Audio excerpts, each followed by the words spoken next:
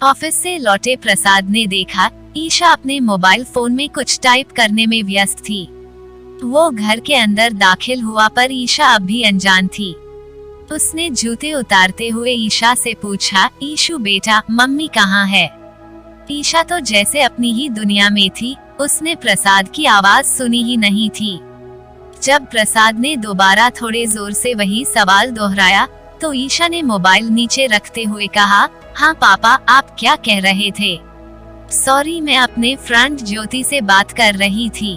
प्रसाद ने अपना सवाल एक बार फिर दोहराया और जवाब में पाया, पत्नी मधु पड़ोस वाली विभा आंटी के साथ सब्जी लेने गई थी। फ्रेश होकर जब प्रसाद दोबारा लिविंग रूम में लौटा तो देखा ईशा टीवी के सामने बैठी थी। हाथ में टीवी का रिमोट था, लेकिन वो टीवी की ओर नहीं देख रही थी। वो कुछ सोच रही थी, शायद जैसे किसी गहन विचार में डूबी हो।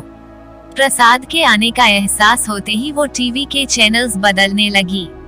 प्रसाद कुछ कहते इससे पहले ही मधु सब्जी लेकर घर लौट आई थी।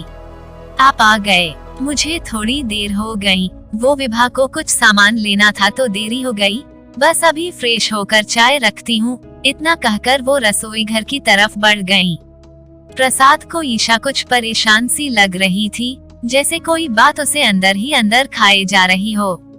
प्रसाद ने ईशा को बड़े नाजों से पाला था। ईशा की हर एक ख्वाहिश उसने पूरी करने की कोशिश की थी। मधु से ज्यादा ईशा अपने पापा के ज्यादा करीब थी। अपनी लाडली को यूं परेशान देख प्रसाद भी हैरान थे। ऐसा पहले तो कभी नहीं हुआ था। तभी ईशा के मोबाइल की घंटी बजी। ईशा ने मोबाइल कॉल रिसीव किया और हाँ ज्योति बोलो कहते हुए अपने कमरे में चली गई। प्रसाद से रहा नहीं गया, वो सीधा रसोई घर की ओर बढ़ा। देखा मधु चाय बनाने में व्यस्त थी। प्रसाद को देख मधु ने पूछा, क्या बात है, भूख लग गई क्या? चाय के साथ कुछ नाश्ता भी दे रही हूँ। नहीं, वो बात नहीं है। आज ईशा कुछ अलग सा बर्ताव कर रही है, कोई बात हुई है क्या? प्रसाद ने पूछा। मधु ने चाय छानते हुए कहा, नहीं, मेरी तो उससे ऐसी कोई बात नहीं हुई है। तुम जरा उससे पूछकर देखो ना, आखिर पता तो चले क्या बात है। प्रसाद ने मधु से कहा। मधु ने चाय और नाश्ते की प्लेट प्रसाद के हाथ में थमाते हुए कहा, मुझे कभी कुछ बताती है वो। हर बात आप ही से तो शेयर करती है, आप ही क्यों नहीं पूछ लेते उसे कि क्या बात है?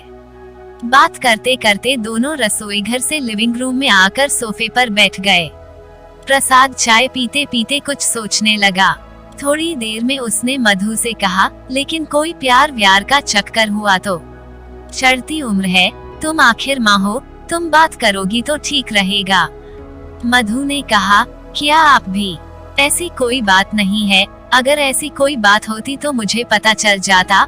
आप ऐसा वैसा कुछ सोचने से पहले उससे बात क्यों नहीं कर लेते? ठीक है, मैं ही करता हूँ उससे बात। कहते हुए प्रसाद ने चाय का कप मेज पर रखा और ईशा के कमरे की ओर बढ़ गया। कमरे का दरवाजा खुला ही था। ईशा अपने बेड पर लेटे हुए कोई किताब पढ़ रही थी। प्रसाद ने खुले दरवाजे पर दस्तक दी तो ईशा ने पलटकर देखा और पूछा, अरे पापा आप? कुछ चाहिए था? प्रसाद को ईशा के कमरे में दाखिल होते देख मधु भी अपने आप को रोक नहीं पाई। वो चुपके से कमरे के बाहर आकर खड़ी हो गई। वो देखना चाहती थी आखिर ईशा के मन में क्या चल रहा है। इधर कमरे में प्रसाद ने कहा, नहीं बेटा, कुछ चाहिए नहीं। बहुत दिन हो गए अपनी बेटी से बैठकर कुछ बात नहीं की तो सोचा चलो आज ही कुछ बातचीत हो जाए। थोड़ी देर इधर उधर की बातें कर प्रसाद ने ईशा से पूछा, क्या बात है ईशा, आज तुम थोड़ी परेशान से लग रही थी। कोई बात हो तो बताओ बेटा। अपने से पापा से हर बात शेयर करने वाली ईशा ने खुलकर अपने पापा से बात करने की सोची। ईशा ने कहा, पापा आप मेरी फ्रेंड ज्योति को जानते हैं ना? प्रसाद ने जवाब दिया, हाँ बेटा, बहुत अच्छे से जानता हूँ मैं ज्योति को, वो तो तुम्हारी सबसे अच्छी फ्रेंड है ना? ईशा ने आगे कहा, हाँ पापा, इसीलिए तो मुझसे अपनी सबसे प्यारी फ्रेंड का दुख देखा नहीं जाता। 2 साल पहले उसकी मम्मी का देहांत हो गया था। अब उसके पापा दूसरी शादी करने जा रहे हैं। जब से उसने ये बात सुनी है वो बहुत परेशान है। पता नहीं उसकी नई मम्मी कैसी होंगी। अभी तो वो अपने मम्मी के गुजर जाने के गम से उभरी भी नहीं है। रोज अपनी मम्मी को बहुत याद करती है और अब ये सौतेली माँ की बात ने उसे बहुत डरा दिया है। आज भी बहुत रो रही थी वो। पापा, मुझसे उसकी ये हालत देखी नहीं जाती। अपनी बात कहते कहते अचानक वो फूट फूट कर रोने लगी और अपने पापा हाथ पकड़कर कहने लगी, पापा, भगवान ना करे कभी ऐसा हो, लेकिन आप मुझसे वादा कीजिए आप जिंदगी में मेरे लिए कभी सौतेली मम्मी नहीं लाएंगे। अपनी बेटी की बात सुनकर प्रसाद ने उसे पुचकारते हुए कहा, अरे मेरी नादान बिटिया, ये कैसी बात कर रही हो? मैं तो अपने बेटी को बहुत समझदार समझता था। मुझे तो लगता था मेरी बेटी बड़ी हो गई है, लेकिन तुम तो अभी भी बच्चों सी बातें कर रही हो।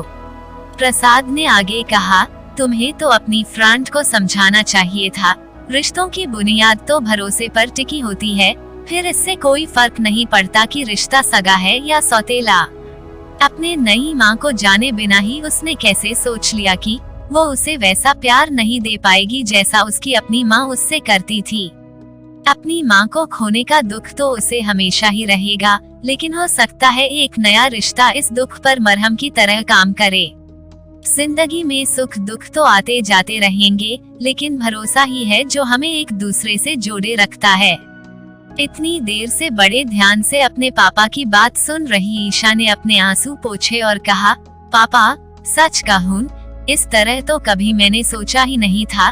थैंक यू सो मच पापा। मैं कल ही ज्योति से मिलकर बात करती हूँ और आपने जो बातें मुझसे कही है उसे भी बताती हूँ। मुझे पूरा यकीन है आपका ये सकारात्मक पहलू वो जरूर समझेगी। अपने पापा को गले लगाते हुए आगे ईशा ने कहा, पापा, आपकी ये सीख मैं जिंदगी भर याद रखूंगी।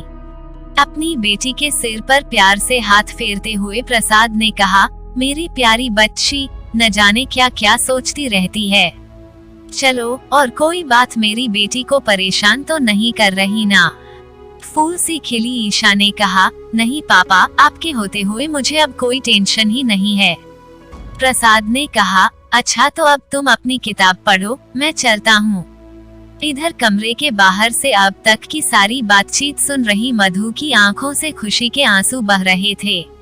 उसने कभी सोचा भी नहीं था प्रसाद इस तरह से उसे और उसकी बेटी को अपना लेंगे।